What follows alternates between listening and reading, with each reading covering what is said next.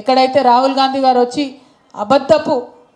అబద్ధపు అంశాలను ముందుకు తీసుకొచ్చి విద్యార్థులను కన్ఫ్యూజన్ గురి చేసి దొంగ మాటలు చెప్పి దొంగ ప్రమాణాలు చేసి ఓట్లు తెచ్చుకున్నారు.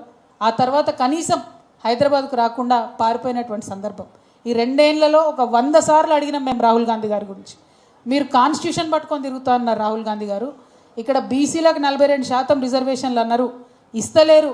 కనీసం ఈ మాట మీరు పార్లమెంట్లో మాట్లాడమంటే రాహుల్ గాంధీ గారికి నోరు రాదు, సోనియా గాంధీ గారికి నోరు రాదు, ప్రియాంక గాంధీ గారికి నోరు రాదు. ఇక్కడ వీళ్ళు బిల్లు పాస్ చేసిండ్రు, ప్రెసిడెంట్ దగ్గర ఆగిపోయింది.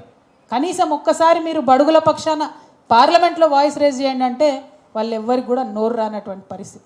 ఇక్కడున్న నాయకులు మాయ మాటలు చెప్తూ ఉంటారు. ఢిల్లీలో జరగాల్సిన పనికి వీళ్ళు గల్లీ మాటలు చెప్తారు తప్పితే ఢిల్లీలో పరిష్కారం ఎట్లా చూపిద్దామని మాత్రం ఆలోచన చేస్తలేరు. నేను ఉట్టిగానే అలిగేషన్స్ చేస్తలేను. ఈ 2 ఏళ్లలో చేసిన అనేక పోరాటాలలో ఎక్కడా కూడా కాంగ్రెస్ పార్టీ యొక్క ఢిల్లీ పెద్దలు మనకు కలిసి రాలేదు. ఇక్కడ అధికారంలోకి వచ్చిన తర్వాత కంప్లీట్ ఇగ్నోర్ చేసిరు మనని. కంప్లీట్ తెలంగాణ ఇంట్రెస్ట్లు, అందులో తెలంగాణ పిల్లల ఇంట్రెస్ట్ కంప్లీట్గా ఇగ్నోర్ చేసిరు. అందుకోసమే ఇవాళ బలంగా ఒక స్టాండ్ తీసుకున్నాం. ఖచ్చితంగా నిరుద్యోగుల పక్షాన్ని నిలబడతాం. టీజీపీఎస్సీ ప్రక్షాళన జరిగేంత వరకు కూడా వెంటబడతాం.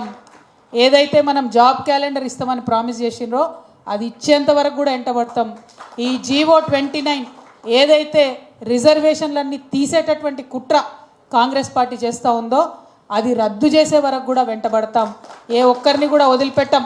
ప్రజాక్షేత్రంలో నిలదీస్తూనే ఉంటాం.